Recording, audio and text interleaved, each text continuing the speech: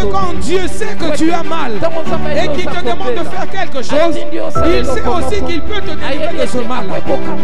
Il est Dieu. C'est pourquoi moi je préfère aller dans le sens de Dieu, aller dans le sens de sa volonté. Lorsque tu vis les faits et quand tu vis les promesses, la vie de Dieu est complète dans la vie d'un enfant de Dieu. Quand tu vis les faits et quand ces promesses se manifestent, c'est là que tu peux dire, je vis la vie de Dieu.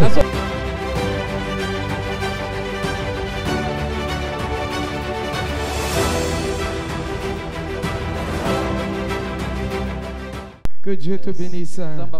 Bien-aimé, ce dimanche est un dimanche spécial pour nous. Car, je veux dire qu'il y a une différence entre une personne libre et un esclave. Et cette personne qui est esclave, il fait les choses dictées par son maître. Il fait les choses dictées par celui qui domine sur lui. Il obéit aux ordres de celui qui règne sur lui. Alléluia, bien-aimé. Mais celui qui est libre, il est libre de faire tout ce qu'il veut. Il prend toute décision comme il veut. Il fait des choix comme il veut. Et moi, je viens ce matin te dire, nous étions esclaves de Satan. Dieu nous a délivrés. Il nous a libérés de la captivité. Il a fait de nous ses propres enfants. Mais attends, bien-aimé, j'aimerais aussi te signaler ce matin que nous avons quitté cette étape d'esclave de Satan, esclave du péché, esclave de la chair. Nous sommes devenus maintenant esclaves de Jésus-Christ. Parce que moi, personnellement, je préfère être esclave de Jésus pour recevoir de lui les ordres et faire ce qu'il veut. Parce que si je me sens trop libre en Jésus-Christ, je risque de commencer à prendre des décisions selon moi. Je risque de faire les choix comme je veux. Je refuse de tomber en dehors de la volonté de Dieu.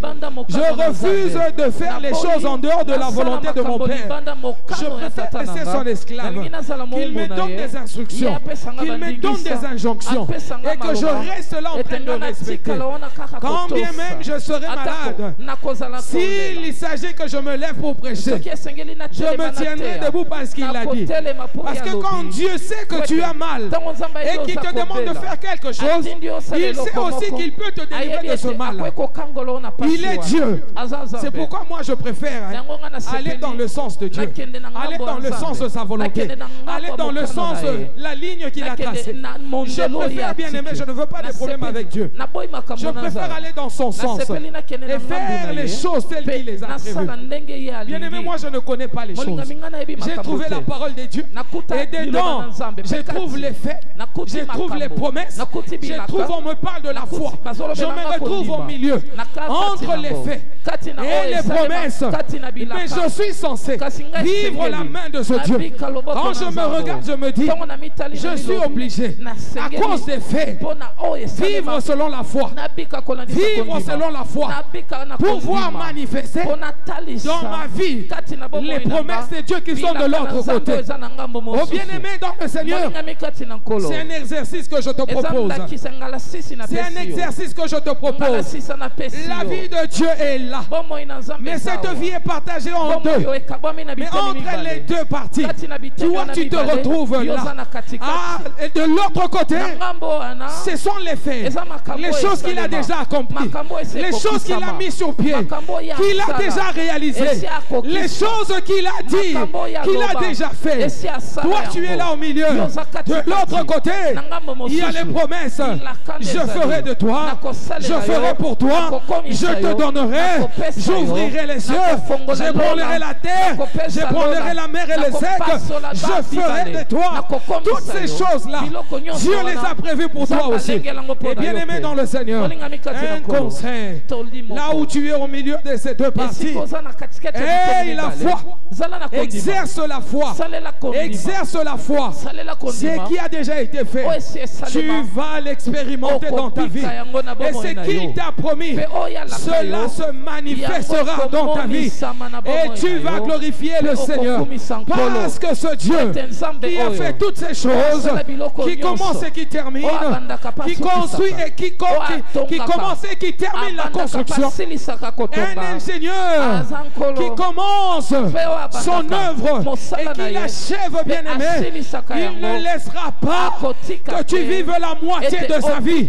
Parce que sa vie est complète lorsque tu vis les faits et quand tu vis les promesses. La vie de Dieu est complète dans la vie d'un enfant de Dieu. Quand tu vis les faits et quand ces promesses se manifestent, c'est là que tu peux dire: je vis la vie de Dieu. Et c'est ce que Dieu veut pour toi. Je te propose de suivre ce chemin. Est-ce que tu peux acclamer ce Dieu? Bien-aimé, ce matin, comme tous les dimanches qui sont passés, nous venons de terminer notre 3e semaine sur les 6 semaines qui sont prévues pour nos 40 jours de jeûne et prière. Lesquels sont dénommés: Hosanna, que ton règne vienne. Hosanna, que ton règne vienne.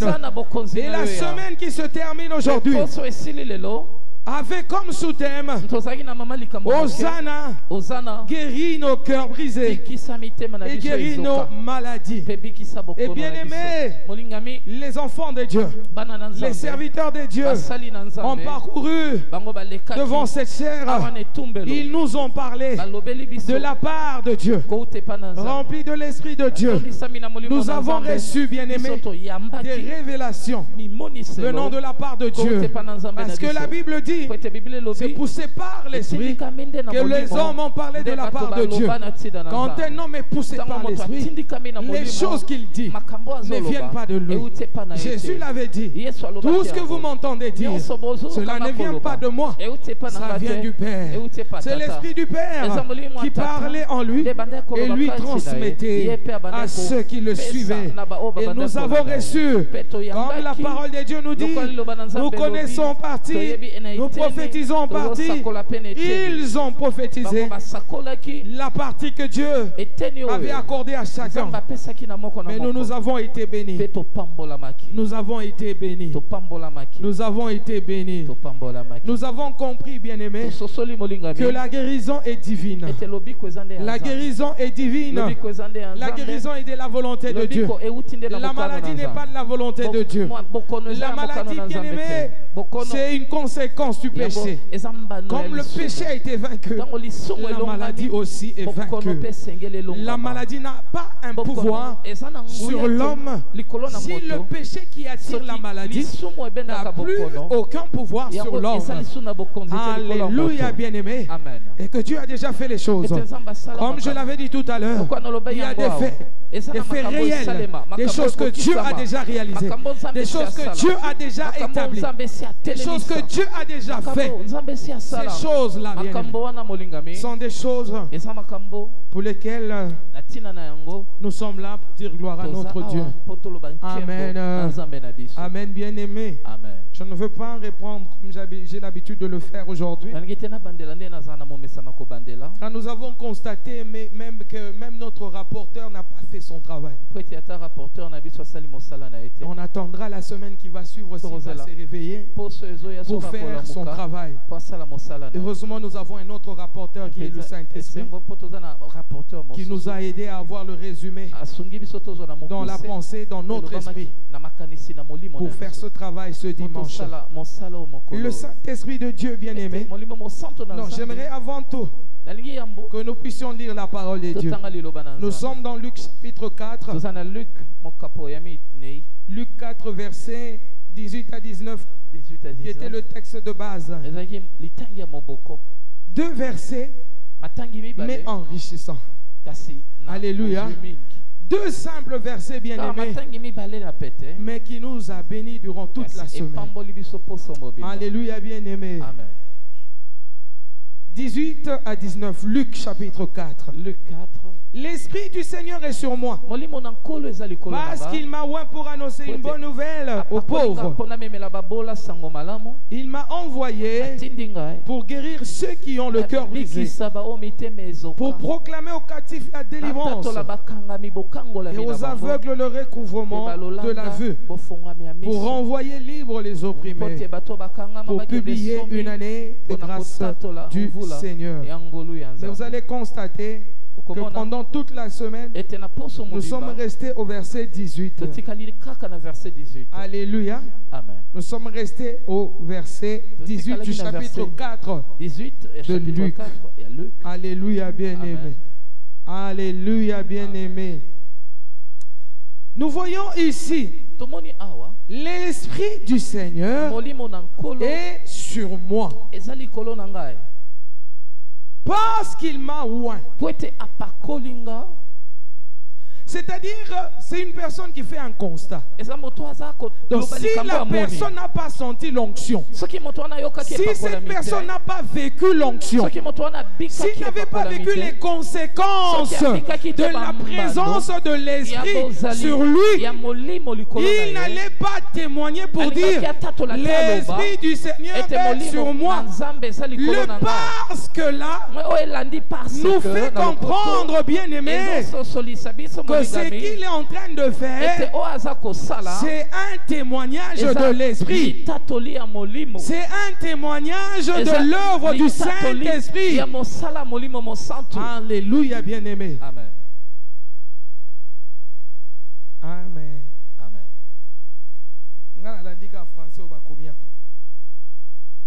L'Esprit du Seigneur est sur moi. C'est comme si je disais,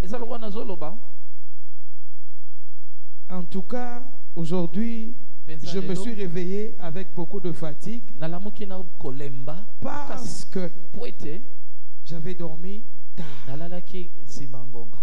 Alléluia. Je le dis, je parle des conséquences de ma fatigue et de la raison plutôt de ma fatigue. Et la raison de ma fatigue, c'est quoi? C'est le fait que je suis allé dormir tard. Alléluia. Amen. Amen, bien-aimé. J'aimerais que nous puissions vraiment nous comprendre ce matin. Alors on nous parle de l'Esprit du Seigneur. Et c'est Jésus qui parle. Lorsqu'il était en train de lire le livre d'Ésaïe, il était dans le temple, dans la synagogue. Alléluia, bien-aimé. Il s'est levé pour faire la lecture. Et on lui remit le livre du prophète Ésaïe.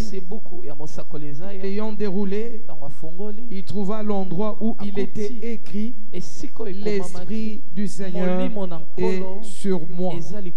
Raison pour laquelle Luc a repris cela. Alléluia. Parce que c'est ce qu'il était en train de lire.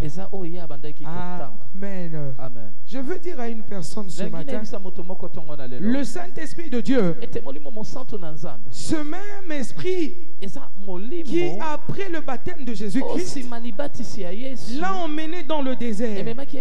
Et la Bible dit, c'est dans le livre de Luc ici, au chapitre 4, là au début.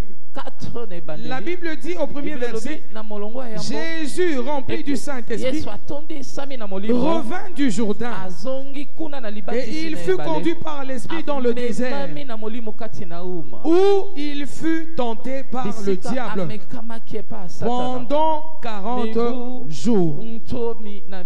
Alléluia. Amen. Amen. Amen. Le même esprit. Quand tu lis dans Marc ou dans Matthieu, on dit qu'il a été, c'est le Saint-Esprit qui l'a envoyé, qui l'a poussé d'aller pour être tenté. Il est allé au désert pour y être tenté. Alléluia.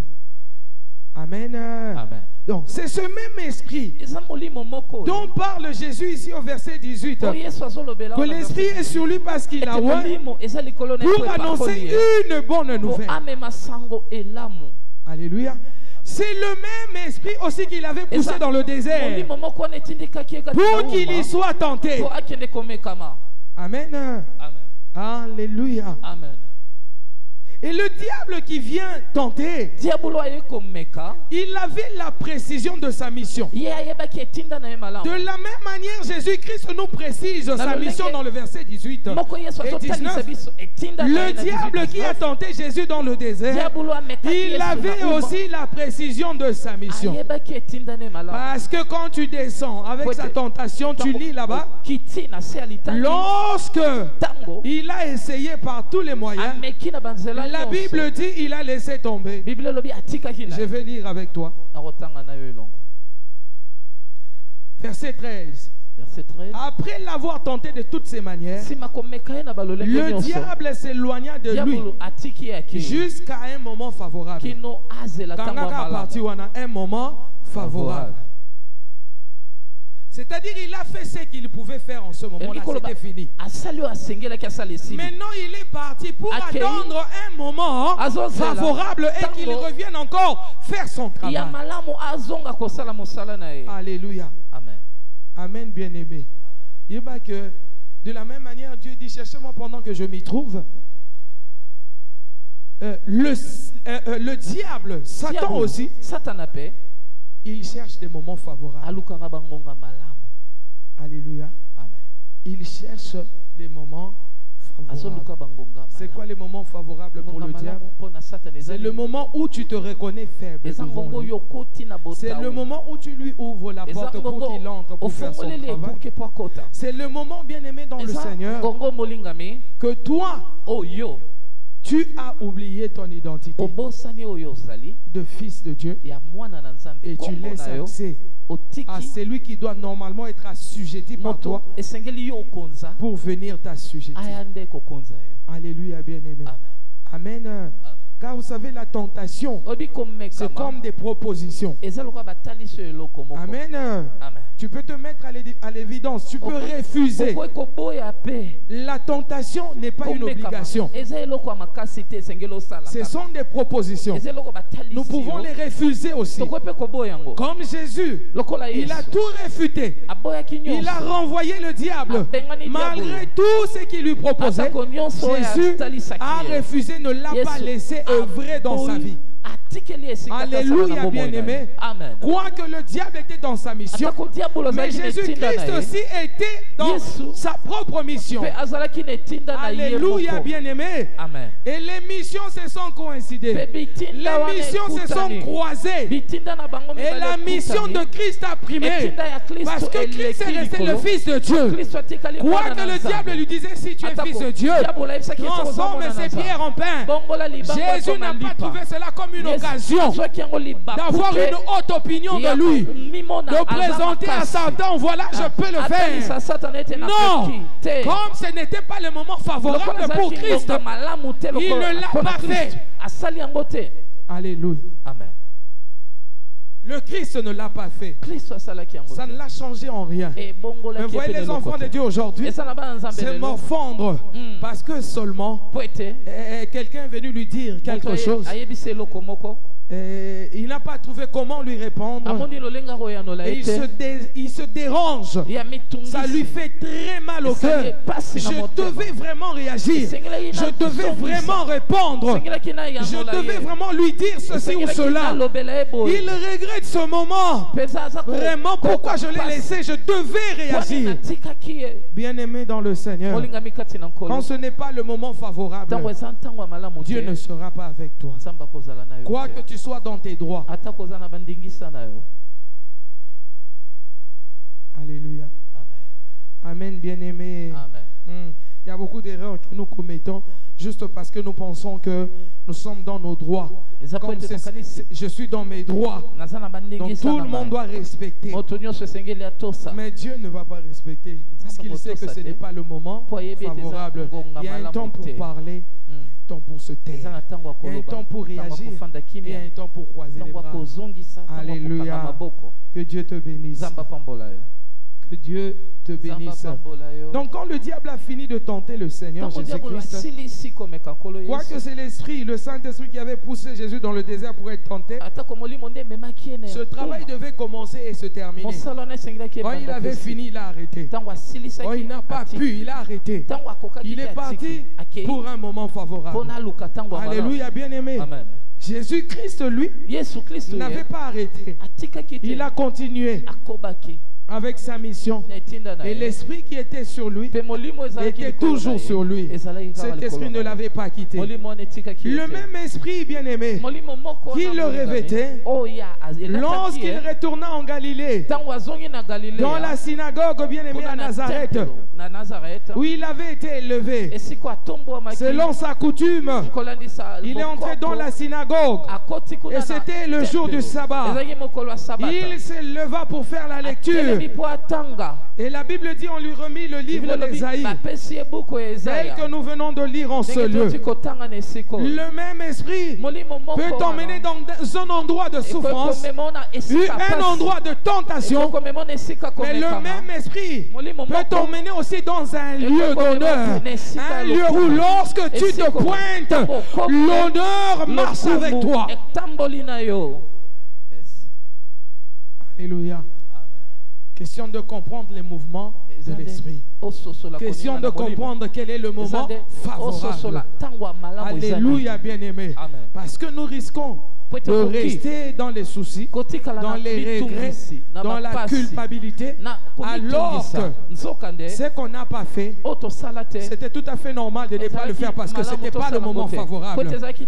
Mais à cause de cela, vous savez, beaucoup de personnes, ils sont dans la culpabilité et cette culpabilité les emmène dans l'échec à cause de cette façon de voir les choses. Alléluia. Comme le prophète Élie avait dit, la mauvaise compréhension de la parole peut nous emmener aussi dans les soucis du cœur. Et ces soucis emmenaient au brisement du cœur, emmener les blessures des cœurs. Alléluia, bien-aimé. Mauvaise compréhension de la parole, ça peut t'emmener, bien-aimé, à la chute. Alléluia. Alléluia. Donc le même esprit qui est l'esprit de Dieu fait son travail, fait sa mission. Et la personne sur qui l'esprit vient, la personne qui se retrouve revêtue de cet esprit, doit faire aussi son travail, doit accomplir aussi sa mission. Mais tout doit être fait dans le temps de Dieu, pendant le moment favorable. Alléluia, bien-aimé. Car il arrive le temps, comme on dit, il y a le temps pour pleurer. Il y a un temps pour pleurer. Mais on pleure quoi? On pleure quoi? On pleure la mort. On pleure les difficultés. On pleure les complications de la vie. On pleure les problèmes que nous rencontrons. On pleure les échecs. On pleure les divorces. On pleure les divisions, les séparations. On pleure même la famine. Il y en a qui pleurent le chômage. Il y en a qui pleurent, bien-aimés, parce qu'il n'y a pas d'argent pour aller étudier. On pleure de plusieurs manières. Ce temps arrive dans la vie d'un enfant de Dieu. Mais chaque enfant de Dieu doit savoir que quand ce moment arrive, Dieu n'est pas mort.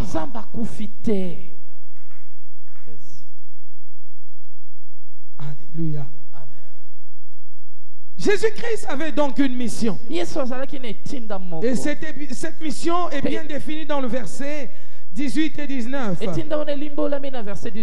Alléluia. L'Esprit du Seigneur est sur moi parce qu'il m'a oint. Quand on commence pour, c'est là-bas maintenant qu'il définit sa mission. Alléluia, bien-aimé. Pour annoncer une bonne nouvelle aux pauvres. Pour annoncer une bonne nouvelle aux pauvres.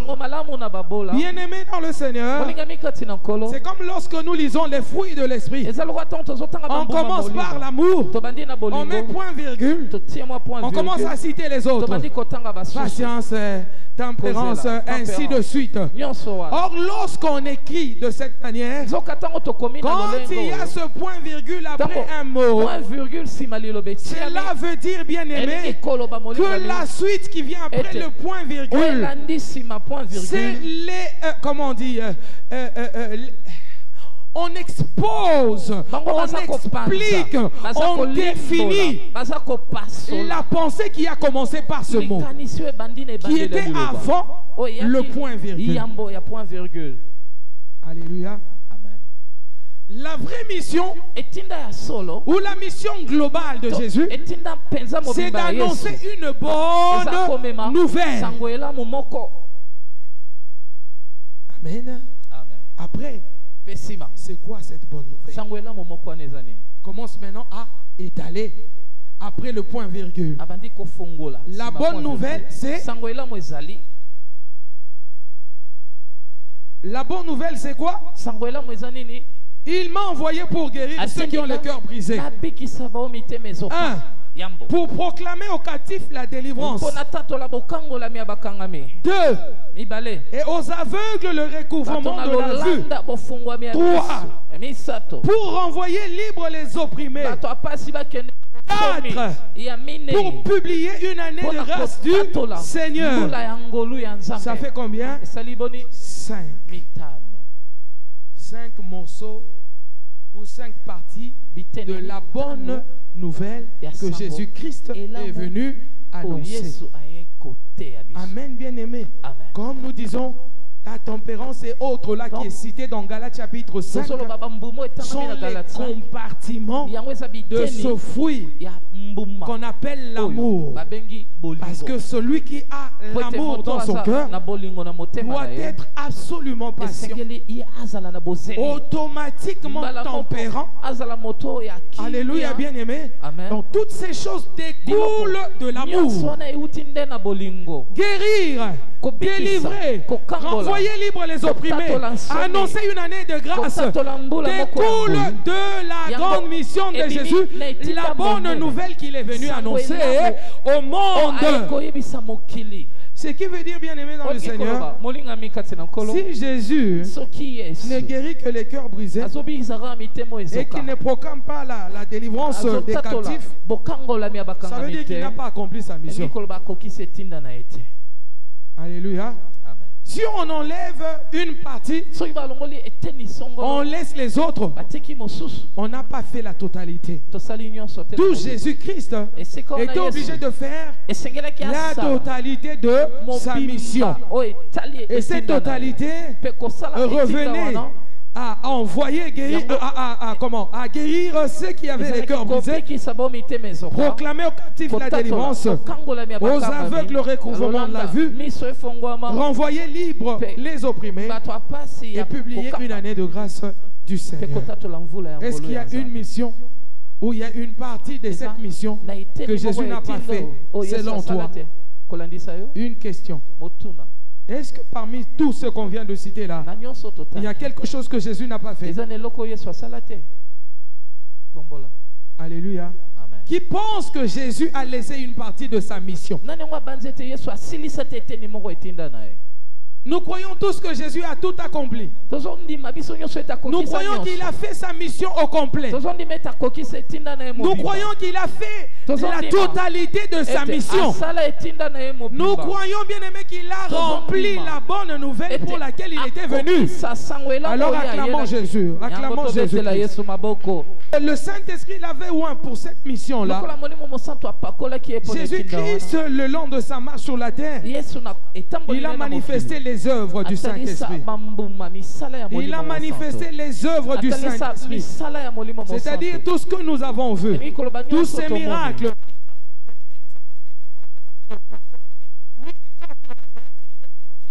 Toutes ces choses.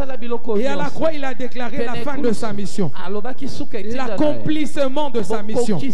Alléluia, bien-aimé. Il a déclaré l'accomplissement de sa mission. Mais avant de mourir, il a laissé une extension. Il a laissé des personnes à qui il a légué la même mission.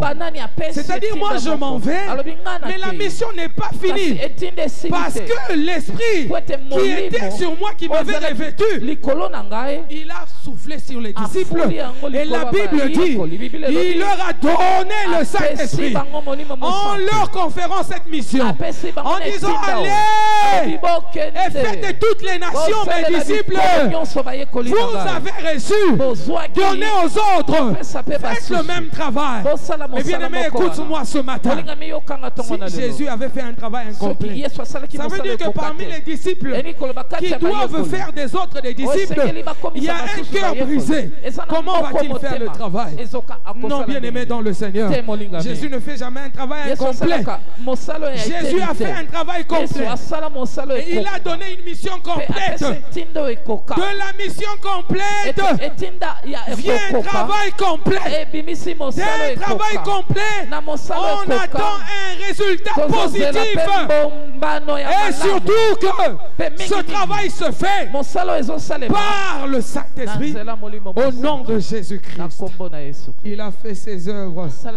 Mais Jésus-Christ en parlant, il dit au verset 14, verset 14, il a parlé quelque part en disant, c'est Matthieu chapitre 12, verset 31, on va voir ça s'il vous plaît, qu'il agissait avec l'esprit de Belzéboul. Jésus leur a dit, si je chasse les démons, c'est le verset 27, si je chasse les démons par Belzéboul, vos fils par qui les chassent-ils?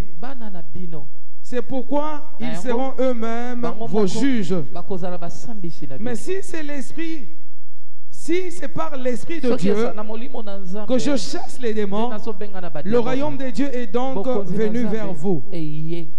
Ou comment quelqu'un peut-il entrer dans la maison d'un homme fort, piller ses biens, sans avoir auparavant lié cet homme fort? Il dit, celui qui n'est pas avec moi est contre moi. Celui qui n'assemble pas avec moi disperse. Verset 31. C'est pourquoi je vous dis, tout péché et tout blasphème sera pardonné aux hommes, mais le blasphème contre l'esprit ne sera point pardonné. C'est quoi ce blasphème contre l'esprit? C'est le fait de nier les œuvres de l'esprit. C'est le fait d'attribuer à Satan les œuvres du Saint-Esprit de Dieu. C'est le fait de penser que ce qui se fait, c'est le diable qui le fait. C'est pourquoi, bien aimé, ne jugeons pas trop vite. Il a fait tomber quelqu'un, il a prophétisé sur quelqu'un, il a sorti un serpent dans le corps d'une personne, il a sorti un oiseau dans le ventre d'une personne. Ne sois pas pressé de le dire, parce que tu risques de blasphémer contre l'esprit. Alléluia, bien aimé. La Bible dit que ceux qui sont faux, on les reconnaîtra par leurs fruits. Quand tu vois quelqu'un faire ce genre de choses, qu'il se retrouve dans l'impudicité, ça veut dire qu'il est faux. Tu rejettes tout ce qu'il a fait. Mais si quelqu'un est droit, qui n'est pas dans le péché, et qu'il fait des choses, je vais dire, éblouissantes, ces miracles-là, et une plaie qui était vraiment ouverte comme ça, pourquoi ne pas dire gloire à Dieu? On dit que c'est l'œuvre de l'esprit. Alléluia, bien aimé dans le Seigneur. Jésus parlait du blasphème contre le Saint-Esprit par rapport à toutes ces œuvres qu'il faisait. Alors qu'il était dans sa mission, qu'il était revêtu du Saint-Esprit et que cet esprit le conduisait à produire toutes ces sortes de miracles, bien aimés. Les gens qui n'en croyaient pas, les gens qui n'acceptaient pas cela, Jésus leur a dit carrément qu'ils blasphémaient contre le Saint-Esprit. Alléluia, bien aimé. Amen. Amen. Tu te poses peut-être la question tout le temps de savoir pourquoi Jésus a dit ça. C'est ça, le blasphème là, contre l'Esprit de Dieu qui ne sera jamais pardonné. C'est quand tu rénies ses œuvres, quand tu le refuses, quand tu ne veux pas croire que ce qui se fait, c'est le Saint-Esprit qui le fait. Amen, bien aimé. C'était un petit détail pour savoir que il y a plusieurs personnes aussi qui sont dans certaines églises ou qui voient certains hommes de Dieu faire des choses qui sont choqués au point de prendre la décision de ne même plus aller prier dans une église. Et si tu fais un tel choix, tu commets une grave erreur. Alléluia, bien aimé. Tu es blessé dans ton cœur à cause des miracles. Est-ce que quelqu'un peut être blessé à cause d'une bonne chose qui se fait? Ne sois pas blessé. Ne prends pas la décision de te retirer. N'insulte pas cet homme, car tu dans un songe, une vision, il te montre clairement les pratiques de cette personne. Alléluia. Si ce n'est pas le cas, tais-toi. Et même s'il te montre, c'est peut-être pour toi, ce n'est pas pour tout le monde. Ferme seulement ta bouche. Alléluia. Le Saint-Esprit de Dieu a revêtu Jésus, il a couvert Jésus pour l'accomplissement de sa mission sur la terre, pour annoncer la bonne nouvelle selon Jésus-Christ, comme il avait dit. Ce n'est pas, quand on dit annoncer la bonne nouvelle, ce n'est pas seulement parler brièvement de cette mission, mais c'est agir selon son cahier de charge. Alléluia. J'ai énuméré. Jésus-Christ est venu pour ceci, pour cela, jusqu'à citer 5 branches de sa mission. Alléluia, bien-aimé. Et tout ça là, ça s'appelle son cahier de charge. Chez les militaires, on appelle ça la feuille de route. Alléluia, bien-aimé, qui contient la précision de sa mission.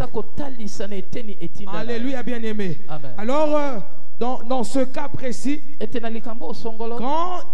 quand il dit il est sur moi pour annoncer la bonne nouvelle, la façon que Christ a annoncé cette bonne nouvelle, c'est manifester ces choses-là, c'est produire ces miracles-là. Il n'annonce pas théoriquement, mais il annonce pratiquement. Alléluia, bien-aimé. Il le fait pour l'annoncer. Il le réalise pour l'annoncer. Amen. Amen.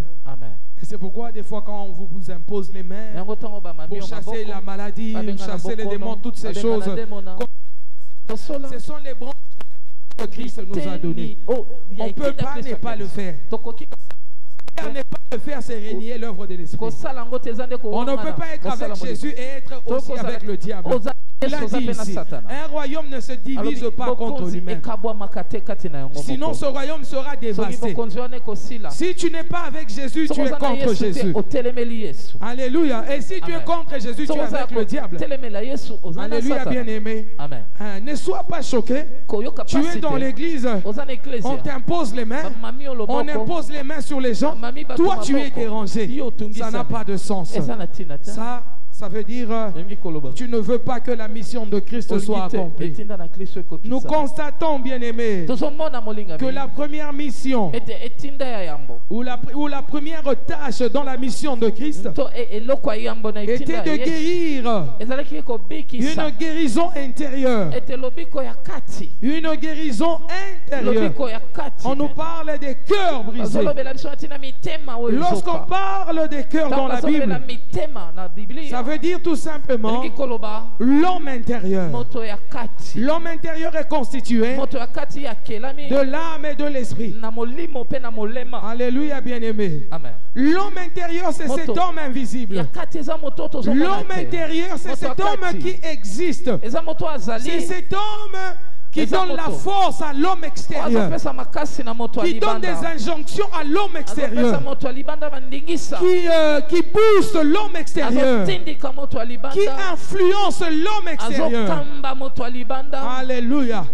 Alors, si l'homme intérieur est déjà dans la négativité, affaibli à cause des soucis, brisé à cause des problèmes, ce qui va donner comme influence à l'homme extérieur ne sera que la négativité. Alléluia. Amen. Je vais poser une question. Quand on part par exemple à l'hôpital, on te reçoit, on commence à te poser, tu as la fièvre. On te pose la question, c'est quoi le nom de ton père? C'est quoi le nom de ta mère? Tu as quel âge? Est-ce qu'une personne dans votre famille est diabétique? Est-ce que tu as déjà été opéré? De quelle maladie? Est-ce que tu es allergique à un médicament? Tu as toutes ces questions. Pendant ce temps, tu es venu pour obtenir le soin, pour que tu sois guéri de cette maladie qui te dérange dans ton corps. Mais on commence par te poser des questions. Et chez les pasteurs, ça s'appelle cure d'âme. Alléluia, bien-aimé.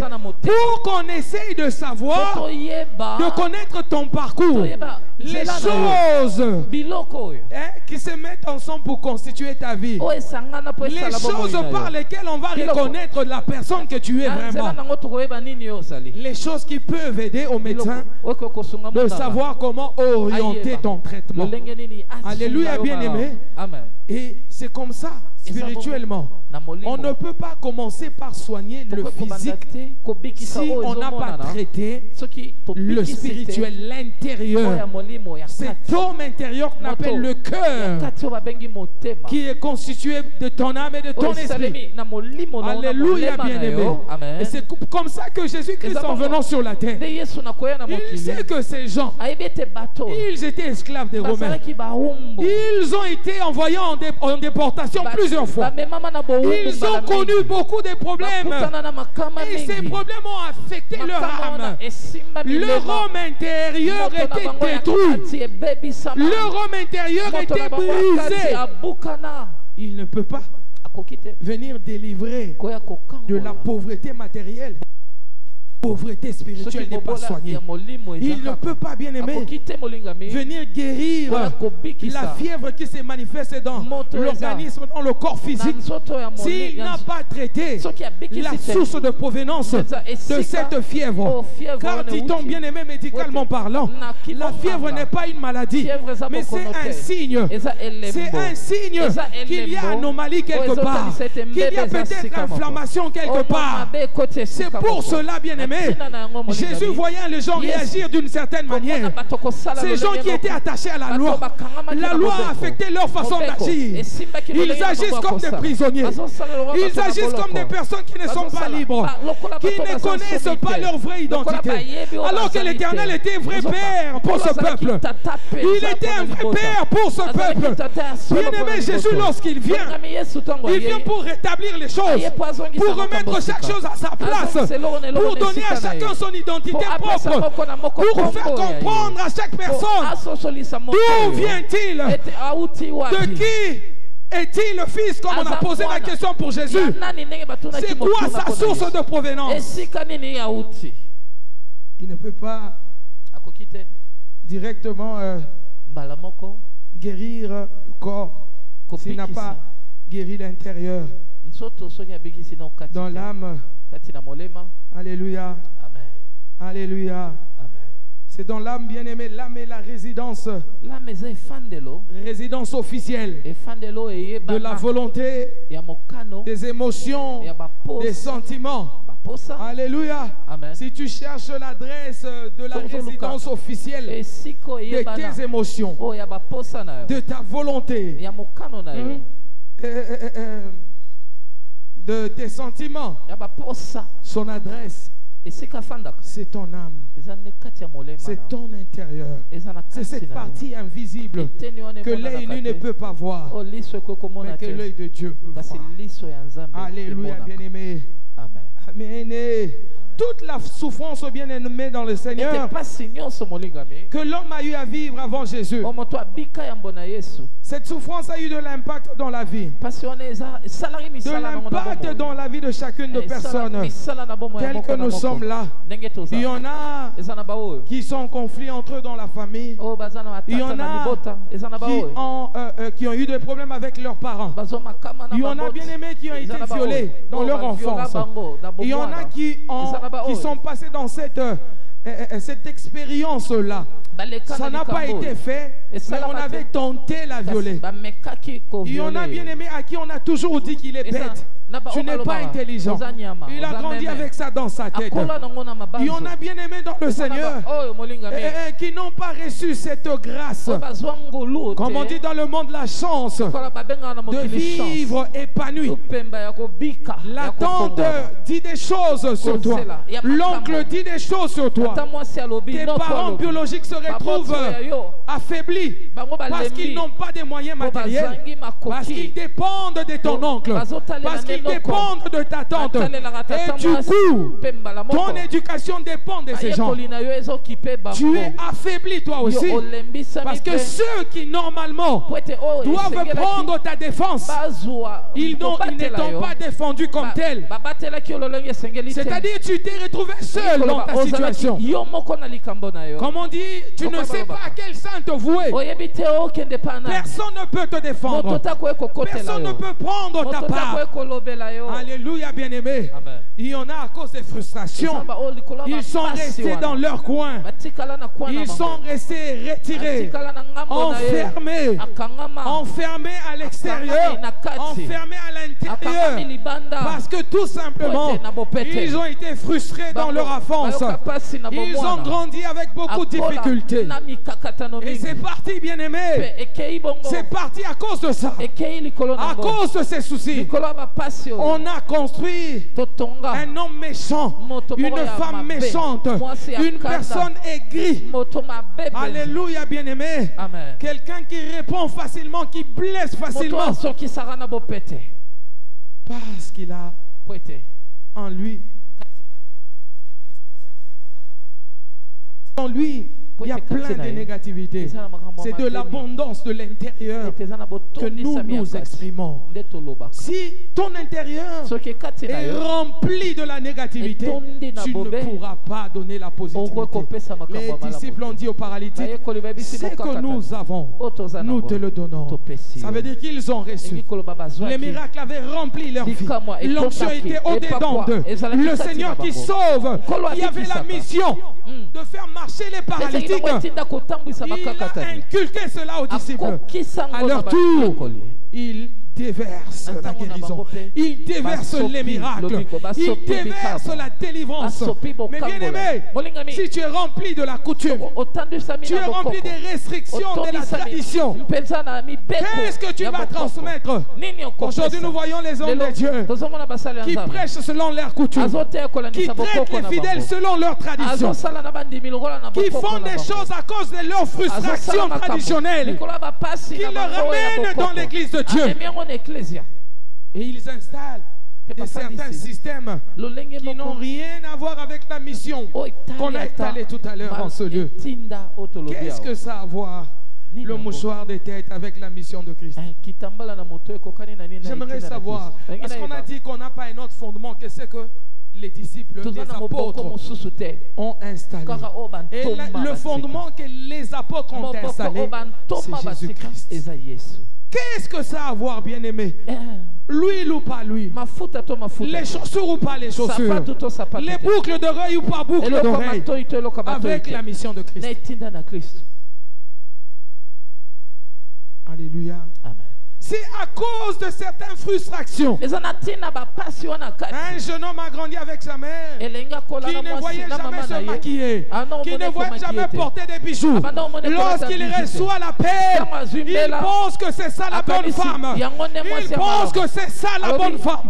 Parce que c'est sa maman qui l'a emmené à l'église. Dans une église où il a retrouvé les mêmes personnes, les personnes du même genre.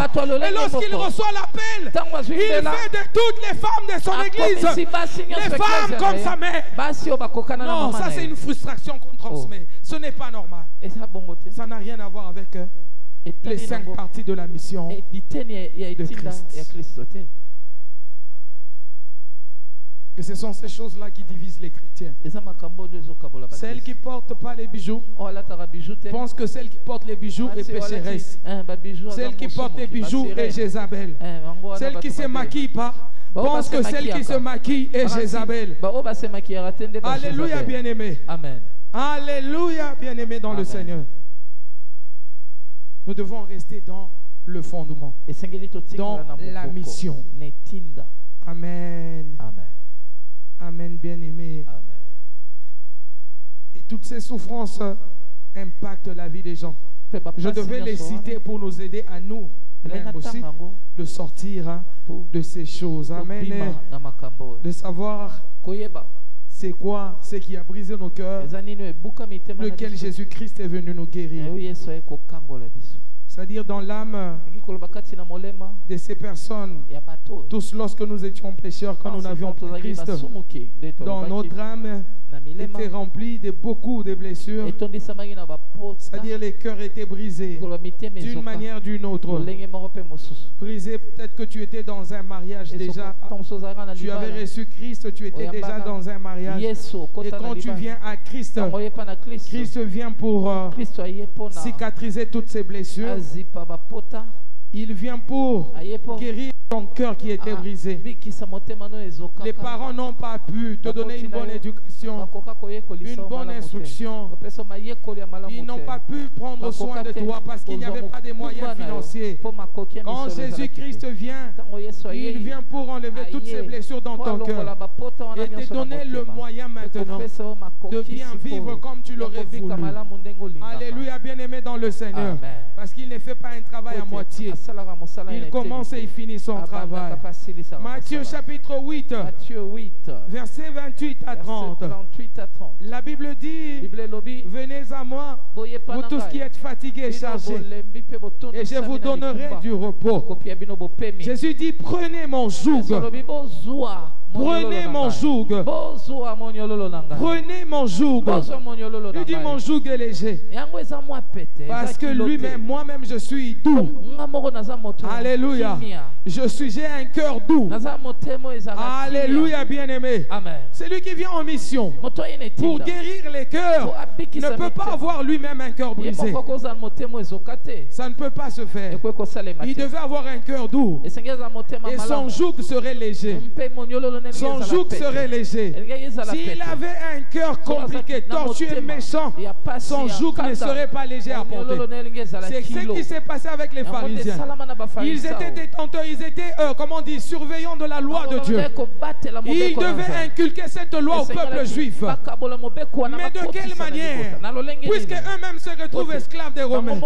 Puisqu'ils sont frustrés même. C'est de frustration en frustration que cela se passait. Je ne peux pas comprendre que cette loi est bonne, cette loi est pour mon bien, parce que la façon dont on me transmet cette loi, la façon dont on me fait comprendre cette loi ne me donne même pas la joie de vouloir m'appliquer comme cette loi dit. Alléluia. Alléluia. Et c'est comme ça que lorsqu'il vient, il dit, vous qui êtes fatigués de vivre ces choses, vous êtes chargés. De notre cœur viennent les sources de vie. Si tu ne sais pas protéger ton cœur, c'est compliqué, bien-aimé. Proverbe 23, 26 dit, mon fils, donne-moi ton cœur et que tes yeux se plaisent dans mes voies. Si tu donnes ton cœur à Dieu, lui te conduira sur ses voies par son esprit. Alléluia, bien-aimé. Amen. Alléluia. Amen. Est-ce que tu es encore là où tu dors? Si tu ne dors pas, acclame Jésus. Il faut savoir garder son cœur. Nous devons apprendre à préserver nos cœurs. Les préserver d'angoisse. Les préserver de toutes sortes d'influences négatives. Alléluia. Amen. Alléluia. Amen. Si un cœur est malade, il rend tout l'être entier malade. Alléluia. Amen. Le visage, c'est le miroir tout ton corps, de tout ton être. Quand on regarde ton visage, on peut savoir que tu as des soucis. On peut savoir que tu as l'âge. Pourquoi on dit que ceux qui tournent leur regard vers le Seigneur, leur visage rayonne? Alléluia, bien-aimé. Parce qu'on voit ces visages qui rayonnent. Alléluia, bien-aimé. Si tu crois que Dieu est ton secours, si tu crois que tout ton problème a la solution entre les mains de Dieu, c'est vers lui que tu vas tourner ton regard. Et si tu tournes ton regard vers lui, ton visage va rayonner. Ça ne rayonne pas parce que il est lumière et qu'il te donne sa lumière, mais aussi beaucoup plus parce que lorsque tu tournes ton regard vers Dieu, il va dans ton cœur pour chercher la chose qui avait froissé effacer ton visage, qui avait détruit l'image. Il vient arranger cette chose-là pour aider à ce que lorsque tu vas rentrer, que ton visage ne reste pas froissé, mais que ton visage commence à rayonner, que tu deviennes souriant, que tu deviennes souriant. Alléluia. Est-ce que tu peux sourire?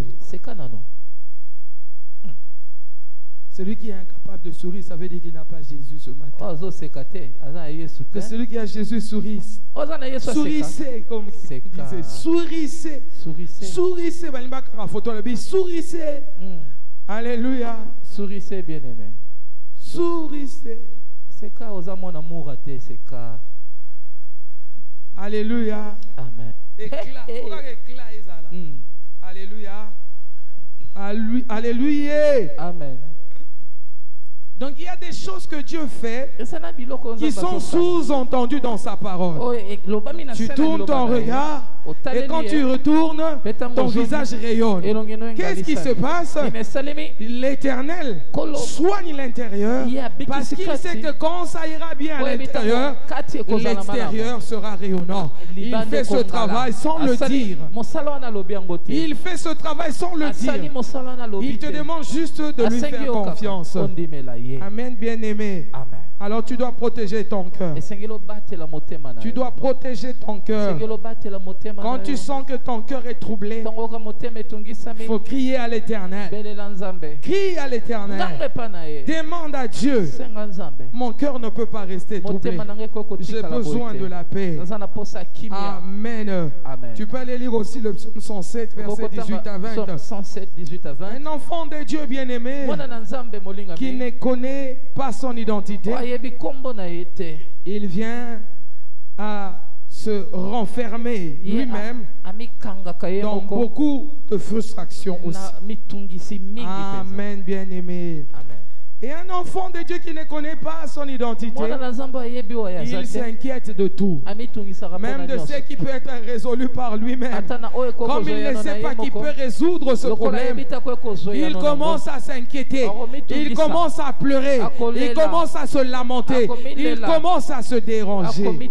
Mais je voudrais te dire ce matin, tu n'es pas enfant de Dieu pour rien. La Bible dit donc... c'est trop beau. La Bible dit dans Galates, si nous sommes enfants de Dieu, nous sommes ses fils. Si nous sommes ses fils, nous sommes ses héritiers. Si nous sommes ses héritiers, nous sommes co-héritiers avec Christ. Bien aimé, ce qui veut dire, si tu es enfant de Dieu, tu ne vas pas rester enfant. Car toute vie qui commence est appelée à croître. Et quand tu grandis, tu deviens fils. Et quand tu deviens fils, tu deviens héritier, qui veut dire tout ce qui est à ton père est à toi aussi.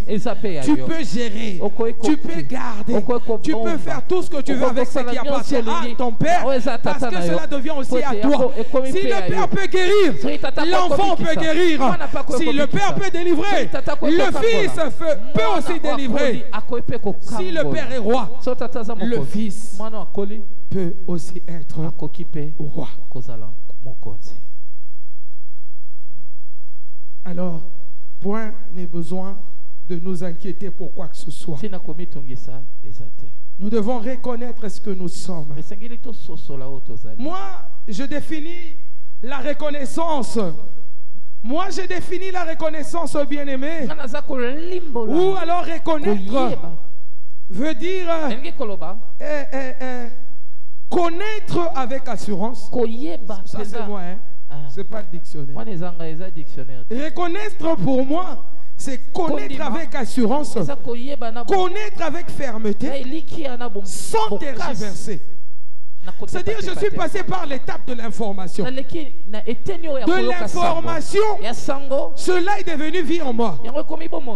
La vie en moi, ça veut dire la connaissance. De cette connaissance va découler maintenant la reconnaissance. C'est-à-dire, je le connais. Il n'est pas resté une information, il est devenu une connaissance, une vie en moi. Au point que je peux me tenir debout et dire, il est mon Père, il est Seigneur, il est puissant.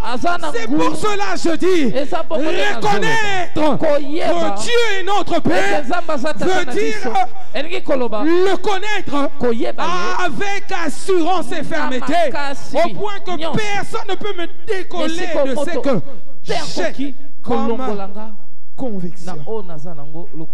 Alléluia. Amen. Un enfant de Dieu doit atteindre ce niveau pour ne pas être effrayé par le diable, ne pas se laisser effrayer par les sorciers. Bien aimé, ce jour-là, il était 3 heures. Hein? 3h40. Nous étions ici avec le prophète. Tozo étudier terrain. Tolongo tokati balabala toketi nana ninzela maternité wana to baluki boye toyoko zonga boye. Parce qu'on avait le Seigneur. Et quand on marchait, lui-même, il dit, quand tu marches, tu n'as pas besoin de beaucoup parler. Crois dans ton cœur que c'est Jésus qui marche. C'est Jésus qui prend possession. Bien aimé, cette marque de confiance a fait que je pouvais rester seul dans cette rue. Je regardais là à gauche et à droite, en train de confesser que je suis le Fils du Créateur. Je n'ai peur de rien du tout. Il est roi, je suis roi. Il est maître, je suis maître. Il est créateur, je suis créateur. Il s'impose, je m'impose. Il s'impose, je m'impose. Personne ne peut me décoller de là où je suis. Je veux dire aux gens de ce quartier, si vous pensez que on va quitter ce lieu parce que vous le voulez, vous avez fait fausse route. C'est un vrai mensonge. Nous quitterons quand Dieu dira quitter. On va partir. Si c'est par vous, on ne quittera pas. Et d'ailleurs, je pense que c'est vous qui allez commencer à quitter petit à petit. Je ne sais même pas si ça sera pour quelle raison, mais ce qui est sûr, ça va arriver. Que Dieu vous aide. Que Dieu vous aide à comprendre que nous sommes des enfants de Dieu et les véritables. Alléluia. Amen. Alléluia. Amen. Jésus-Christ a dit que votre cœur ne se trouble point. Que votre cœur ne se trouble point. Croyez en Dieu, croyez en moi. Je m'en vais vous préparer de la place. Car dans la maison de mon Père, il y a plusieurs places. S'il n'y en avait pas, je vous le dirais. Ah, Jésus est tellement sincère. Il a dit s'il n'y avait pas de la place, il allait nous dire. Oh non, Michael n'a amené bâton d'ici. Keboye, na selemba ou ya Lola. Oh, kuna Ange Gabriel na amenaye bâton d'ici. Azonga boyo les 24 vieillards, moi parti au tikalaki amuke bâton d'ici.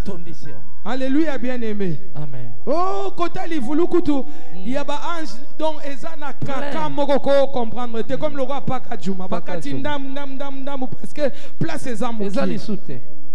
Alléluia, bien-aimé. Amen. Mais ce n'est pas le cas. Jésus a dit il y a de la place. Lève les mains avec moi. Dis il y a de la place. Je ne m'inquiète de rien. Je peux manquer de tout ce qui est de la terre. Mais au ciel, il y a une place pour moi. Acclame Jésus-Christ le Seigneur. Dans chapitre 16, 30 à 33, nous dit là-bas que Jésus a vaincu le monde. Jésus a vaincu le monde. Qu'est-ce qu'il y a dans le monde? Quand on dit il a vaincu le monde,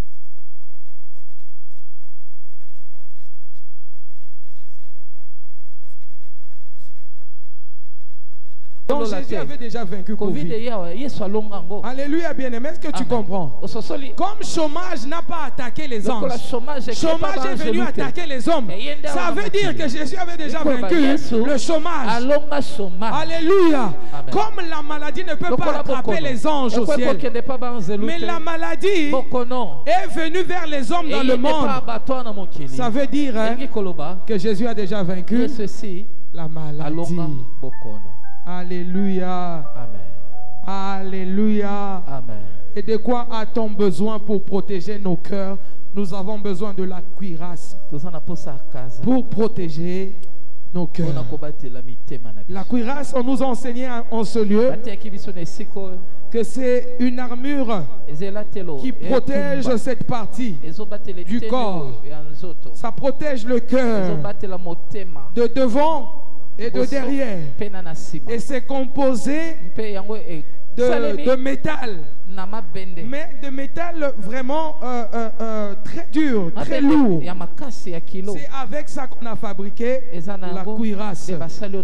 Pour que lorsque l'ennemi va lancer ses flèches, que cela ne puisse pas transpercer le cœur. Amen. Et notre cuirasse, c'est la parole de Dieu. Notre cuirasse, bien-aimé, c'est la parole de Dieu. La parole, c'est comme du miel. La parole, c'est faible d'une certaine manière, mais cette faiblesse qui vient pour nous donner à nous de la force. C'est comme ça Christ, il est mort, lui qui était roi, maître, sauveur, mais il s'est donné comme ça, comme un petit, comme un faible, mais pour sauver l'humanité entière. Alléluia, bien-aimé. Alléluia. Amen. Nous avons donc besoin de la parole. La parole pure pour contrecarrer les circonstances de la vie. Tout ce qui t'arrive, tout ce qui surgit dans ta vie, un seul moyen pour vaincre toutes les circonstances de la vie, c'est être rempli de la parole. C'est avoir un îlet écrit. C'est avoir un îlet écrit. C'est ce qui fera, bien-aimé, que tu ne sois pas dans les tourments, que tu ne sois pas dans les inquiétudes, mais que cette parole vienne comme cette épée que tu as dans la main. Que cette parole vienne comme cette cuirasse qui te couvre. Comme dans le psaume 91, il est dit, on n'aura peur de rien, puisque le Seigneur est de notre côté. Que ce soit les flèches qui volent le jour, que ce soit la peste qui court la nuit, nous sommes protégés. Nous sommes protégés. Peu importe les situations, peu importe les circonstances, garde la parole. Garde la parole. Sois reconnaissant. Sois reconnaissant. Crois que Dieu qui est ton Père, il ne t'abandonnera pour rien au monde. Rien ne peut influencer d'eux. Et tu sais, bien-aimé, quand le diable vient t'attaquer, quand les démons viennent t'attaquer, quand les sorciers viennent t'attaquer, cela veut dire que c'est en ce moment qu'ils remplissent leurs critères pour être anéantis. Tu ne peux savoir qu'il est démon que lorsqu'il emmène la négativité dans ta vie. Tu ne peux savoir qu'il est diable, qu'il est Satan, que lorsqu'il vient pour faire des mauvaises choses dans ta vie. Et quand il fait ces choses-là, c'est là que toi tu te lèves pour l'assujettir, pour lui montrer sa place. Sa place n'est pas avec nous dans le royaume. Sa place est en dehors du royaume. Sa place est en dehors de ton cœur. Sa place est en dehors de ta vie. Sa place est en dehors de tes choix. Sa place est en dehors de tes décisions. Et Dieu a dit, et ils formeront les complots, mais cela ne viendra pas de moi. Et vos ennemis tomberont sous votre pouvoir. Bien-aimé, tu as le pouvoir. Tu peux assujettir le diable. Tu peux dominer le monde. Tu peux vaincre le monde puisque Christ a vaincu le monde. Il n'y a rien qui doit te faire pleurer. Même la douleur ne doit pas te faire pleurer. Alléluia. Amen. Parce qu'il y a un homme qui a vaincu toutes ces choses. Alléluia. Amen. Alléluia. Amen. Alléluia. Amen. Jésus a la mission de guérir les cœurs brisés. Et cette mission, il l'accomplit par la parole. C'est quoi les médicaments qui soignent les blessures du cœur? C'est la parole de Dieu. C'est quoi la protection du cœur pour que les maladies ne viennent pas entrer dans le cœur? C'est la parole de Dieu. Ce qui peut constituer une barrière, c'est la parole. Ce qui peut constituer une arme pour éteindre toutes ces choses, c'est toujours la parole. C'est toujours la parole. Attache-toi à la parole. Attache-toi à la parole et tu vivras ta victoire. Parce que tu dis Hosanna. Quand tu dis Hosanna, Guéris mon cœur brisé. Guéris mes maladies. Comprends déjà que avec sa parole, comme la Bible dit dans leur détresse, ils crièrent à l'Éternel et l'Éternel envoya sa parole et sa parole les guérit. La parole guérit l'intérieur et l'intérieur soutient l'extérieur. Que Dieu te bénisse.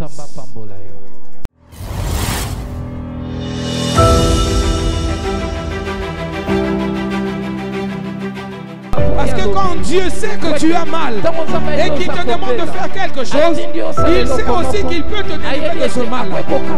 Il est Dieu. C'est pourquoi moi je préfère aller dans le sens de Dieu, aller dans le sens de sa volonté. Lorsque tu vis les faits et quand tu vis les promesses, la vie de Dieu est complète dans la vie d'un enfant de Dieu.